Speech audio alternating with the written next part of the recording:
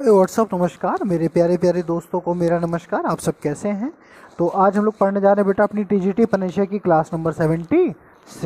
ठीक है, बहुत ध्यान से सुनते चलना बेटा। इससे पहले हम लोग 401 क्वेश्चन अपनी वन लाइनर सीरीज़ के कर चुके हैं और आज हम लोग स्टार्ट करेंगे 402 से लेकर के 425 तक। तो काफ़ी सारे क्वेश्चन हैं और बहुत इंपॉर्टेंट क्वेश्चन है, तो थोड़ा सा फोकस्ड रहिएगा। ठीक है, चलो भाई स्टार्ट करते हैं। सबसे पहले कह रहे हैं कि ओव्यूल ऑफ जिम्नोस्पर्म। जिम्नोस्पर्म के जो ओव्यूल होते हैं वो कैसे होते हैं बेटा? एक तो नेकेड होते हैं और दूसरा यूनिटेगमिक होते हैं। कैसे कैसे होते हैं बेटा? एक तो कैसे होते हैं नेकेड और दूसरा कैसे होते हैं यूनिटेगमिक। ठीक, भूलना नहीं, नेकेड होंगे और यूनिटेगमिक होंगे। परसिस्टेंट कैलिक्स किस में पाया जाता है? सोलेनेसी में। आपने देखा होगा जब हम लोग बैगन बनाते हैं तो ऐसे ऐसे बनाते हैं, ये ऐसे बनाते हैं, तो यही है कैलिक्स। परसिस्टेंट मतलब लगे रहने वाले। ठीक है, बैगन क्या होता है? सोलेनेसी फैमिली का मेंबर है, तो बैगन में पाया जाता है परसिस्टेंट कैलिक्स। परसिस्टेंट कैलिक्स किस में पाया जाता है बेटा? सोलेनेसी, भूलना नहीं। ठीक है, तो परसिस्टेंट कैलिक्स किस में पाया जाता है राजा बेटा? सोलेनेसी। सिग्मॉइड नॉच किस में प्रेजेंट होती? रेडियस अल्ना में।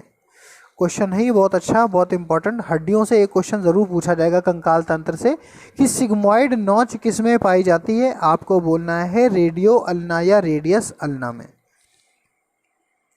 इसको बोलते हैं RMP, resting membrane potential. RMP हमारी त्वचा में, स्किन में -70 का पोटेंशियल होता है। देखो बेटा, हम किसी टच को पहचानते हैं ना, तो वो ऐसे ही नहीं पहचानते हैं, हमें कोई मैसेज करता है। कौन मैसेज करता है? यही पोटेंशियल। ठीक है, एक सोडियम और एक पोटेशियम पंप भी रहता है हमारी बॉडी में। आगे की बातें ये सब कभी बताएंगे। ठीक है, सोडियम पोटेशियम पंप होता है। अगर ये सोडियम पोटेशियम पंप ना हो हमारी बॉडी में तो हम जान ही नहीं सकते कि हमारे किसी ने झापड़ खींच के मारा है कि मक्खी बैठी है। मतलब मिनिमम टच और मैक्सिमम टच हम जान ही नहीं पाएंगे। तो यही है RMP, that is resting membrane potential. ये कितना होना चाहिए? -70 होना चाहिए।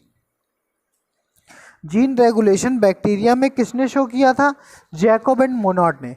जीन रेगुलेशन के बारे में आपको याद होगा, जैसे लैक ओपेरॉन थ्योरी थी, बस वही है। ठीक है, जैकब एंड मोनॉट ने जीन रेगुलेशन को बैक्टीरिया में शो किया था। ऑक्सिन का आपको पता ही है काम। ऑक्सिन हमेशा एपिकल बड में काम करती। जैसे देखो, एक ये है, एक ये है, एक ये, तो ऑक्सिन का पहला काम होता है यहाँ काम करना। इसीलिए जो गार्डनर होते हैं, माली होते हैं, ये काट देते हैं ताकि यहाँ से फूल निकलें, क्योंकि यहाँ से निकलेंगे तो ज़्यादा अच्छे फूल निकलेंगे। आई बात समझ में? इसीलिए वो एपिकल ग्रोथ काटते रहते हैं और लेटरल ग्रोथ बढ़ाते रहते हैं। अक्सर आपने देखा होगा जो ऊपर की कटिंग की जाती है वो गुलाब में ज़रूर की जाती है, वो इसी कारण से की जाती है। ठीक है, चलो। रीनल पोर्टल सिस्टम मैमल्स में नहीं पाया जाता। बहुत ज़्यादा पूछा जाने वाला प्रश्न कि रीनल पोर्टल सिस्टम किस में पाया जाता है।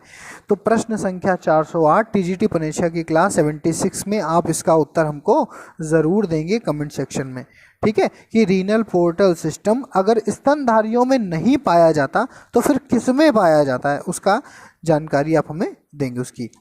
प्रीस्टले ने बताया कि पौधे जो है ना, ध्यान देना, वो कार्बन डाइऑक्साइड को एब्जॉर्ब करते हैं और ऑक्सीजन को रिलीज करते हैं। जोसेफ प्रीस्टले नाम था इनका, पूरा नाम।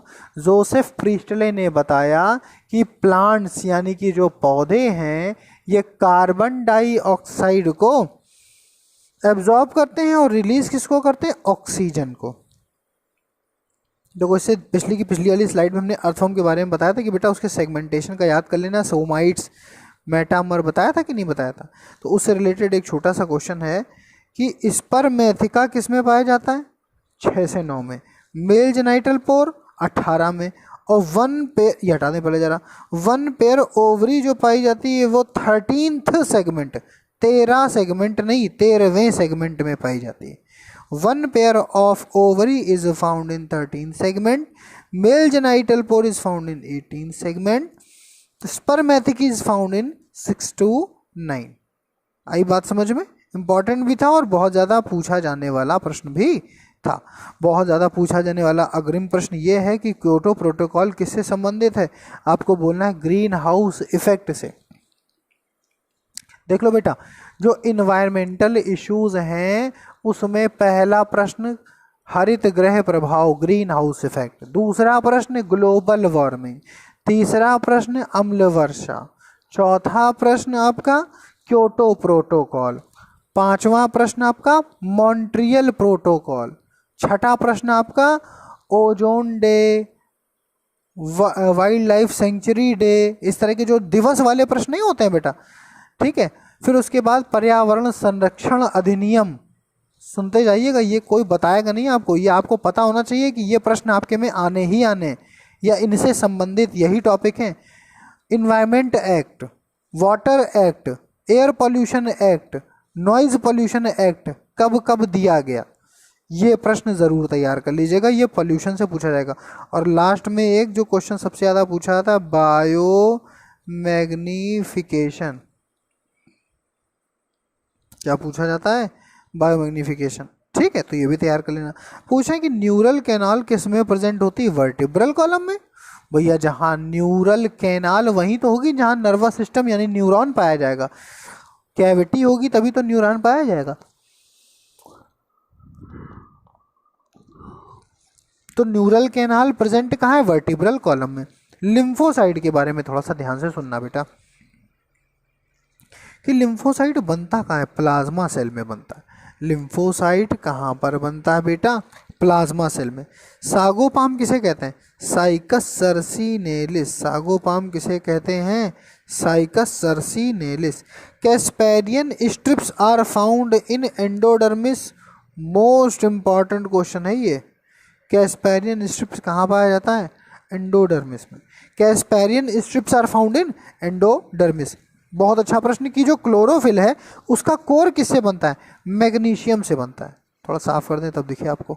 Core of the chlorophyll is formed from magnesium, यानी कि क्लोरोफिल का जो कोर बनता है वो किसके माध्यम से बनता है? मैग्नीशियम के माध्यम से। चलो बात करते हैं पी प्रोटीन की। क्या बात करते हैं? P protein. बहुत सारे क्वेश्चन बहुत अच्छे अच्छे एनाटॉमी से इस तरह के बनते हैं। P protein, phylum protein. P protein belongs to, तो आपको बोलना है sieve tube element. P protein किससे संबंधित है? पी प्रोटीन किससे संबंधित? पी प्रोटीन किससे संबंधित है? आप बोलोगे सीव ट्यूब एलिमेंट। किससे संबंधित राजा बेटा? सीव tube element. Most important question 420 number पे, ये जो एक्स फ्लैजिलेशन होता है ये प्लाज्मोडियम के किस स्टेज में होता है? आप बोलोगे माइक्रोगैमीटोसाइट। सुनना मेरी बात को, एक्स फ्लैजिलेशन प्लाज्मोडियम में कब होता है? आप बोलोगे during the stage of microgametocyte. Exflagellation in Plasmodium occurs during microgametocyte. अब अर्थवर्म में जो फर्टिलाइजेशन होता है, ध्यान देना, फर्टिलाइजेशन इन अर्थवर्म, ये क्वेश्चन बहुत ज़्यादा पूछा गया है। अगर आपको याद हो, हमने एक दो स्लाइड पहले फ्रॉग का भी फर्टिलाइजेशन पूछा था, तब आपने बताया था कि एक्सटर्नल फर्टिलाइजेशन, क्योंकि मेल क्या करता है, अपने जो फीमेल होती है वो अपने ओवम को बाहर सीक्रेट कर देती है और मेल अपने स्पर्म को बाहर सीक्रेट कर देते हैं। जो ओवम होते हैं इनके किनारे जेली होती, म्यूसिलेज होता है जो उनको पानी में सड़ने से रोकता है। ये कहीं जाकर किसी घास फूस में चिपक जाते हैं। जब स्पर्म आसपास होते हैं ये नीचे पेनिट्रेट होकर जाइगोट का डेवलपमेंट करते हैं, तो एक्सटर्नल फर्टिलाइजेशन होता है पानी में। और फर्टिलाइजेशन अगर अर्थवर्म का देखा जाता है तो देखा जाता है कि वो किस में पाया जाता है? कोकून में। Fertilisation in earthworm is found in cocoon. Fertilisation in earthworm is found in cocoon. आई बात समझ में? ठीक, नेक्स्ट देखो बेटा, तो फर्टिलाइजेशन किस में हो गया? कोकून में। Inhibition of central nervous system. Central nervous system को अगर आपको इनहिबिट करना है, कार्य करने से रोकना है, तो कौन कौन सी दो चीज़ें? एक ग्लाइसिन, एक गाबा। ग्लाइसिन और गाबा आपके, ध्यान दीजिएगा, ग्लाइसिन और गाबा आपको सुस्त करते जाते हैं, आपको इनएक्टिव करते जाते हैं, सेडेटिव का काम करते हैं।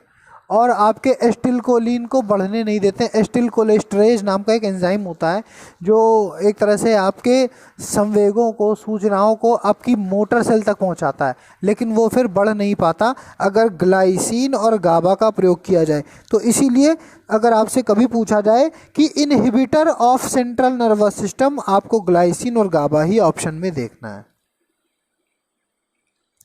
अगर अमीनो एसिड का डिफेक्ट आ जाए मेटाबॉलिज्म में तो इस बीमारी को फेनिलकीटोन्यूरिया कहा जाता है।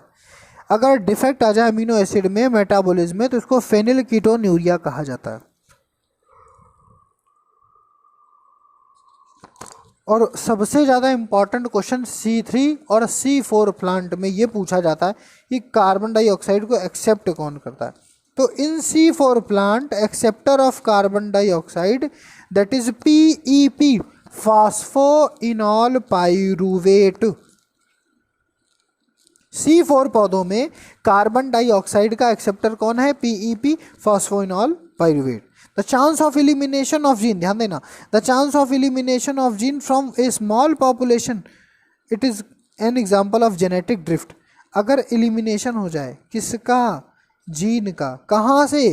किसी स्मॉल पॉपुलेशन से, किसी छोटी कम्युनिटी या स्मॉल पॉपुलेशन से किसी एक जीन का विलुप्तीकरण हो जाए, कोई नेचर, कोई करेक्टर एकदम से ख़त्म होने लगे, तो इसको हम जेनेटिक ड्रिफ्ट की संज्ञा देते हैं। किसकी संज्ञा देते हैं? जेनेटिक ड्रिफ्ट की। तो C4 प्लांट में एक्सेप्टर कौन हो गया? फास्फोइनॉल पाइरूवेट हो गया। Defect in amino acid metabolism क्या हो गया बेटा? फेनिलकीटोन्यूरिया। इनहिबिटर कौन से होते हैं CNS के? ग्लाइसिन, गाबा। फर्टिलाइजेशन कहाँ होता है? एथवम में, कोकून में। एक्सफ्लैजिलेशन प्लाज्मोडियम में कहाँ होता है? माइक्रोगेमिटोसाइट में। पी प्रोटीन किससे संबंधित है? सीव ट्यूब एलिमेंट से। सुनते चलना बेटा। पी प्रोटीन किससे संबंधित? सी ट्यूब एलिमेंट से। कोर किससे बनती है? क्लोरोफिल की। मैग्नीशियम से। कैस्पेरियन स्ट्रिप कहाँ पाई जाती है? एंडोडर्मिस में। साइकर सर्कुलेनिस का मतलब क्या है? सागोपाम प्राप्त होता है इससे। लिम्फोसाइट्स का डेवलपमेंट होता है प्लाज्मा सेल में। न्यूरल कैनाल प्रेजेंट होती है वर्टिब्रल कॉलम में। क्योटो प्रोटोकॉल किससे संबंधित है? ग्रीन हाउस इफेक्ट में। ओव्यूल ऑफ जिम्नोस्पर्म नेकेड होता है, यूनिटेगमिक होता है। परसिस्टेंट कैलिस किस में पाया जाता है? सोलेनेसी में पाया जाता है। सिग्मोइड नॉच क्या होते हैं? प्रेजेंट होते हैं रेडियस और अल्ना नाम की बोन में। RMP that is resting membrane potential कितना होता है? -70। जीन रेगुलेशन बैक्टीरिया में कौन शो करता है? जैकोब मेनॉट ने बताया था। एपेक्स में सबसे ज़्यादा ग्रोथ होती है किसके कारण? ऑक्सीजन के कारण। रीनल पोर्टल सिस्टम किस में एब्सेंट है? मैमल में। तो पाया किस में जाता है? ये वीडियो के अंत में बताइएगा। प्रिस्टले ने क्या प्रूव किया था कि कार्बन डाइऑक्साइड को एक्सेप्ट करते हैं और ऑक्सीजन को रिलीज करते हैं। अर्थवम में स्पर्मेथिका कहाँ पाया जाता है? 6 से 9 में। मेल जेनाइटल पोर 18वें सेगमेंट में और 1 पेयर ओवरी 13 सेगमेंट में। ठीक, मजा आ गया। हमने आखिरी में इसीलिए आपका क्विक रिवीजन भी करा दिया। तो हम लोगों की क्लास नंबर 76 खत्म। Thank you so much. अच्छे से पढ़िए, मन लगा के पढ़िए, भूलिए नहीं, रिवीजन जम के करिए। ठीक है ना? Thank you so much. Bye bye, love you all.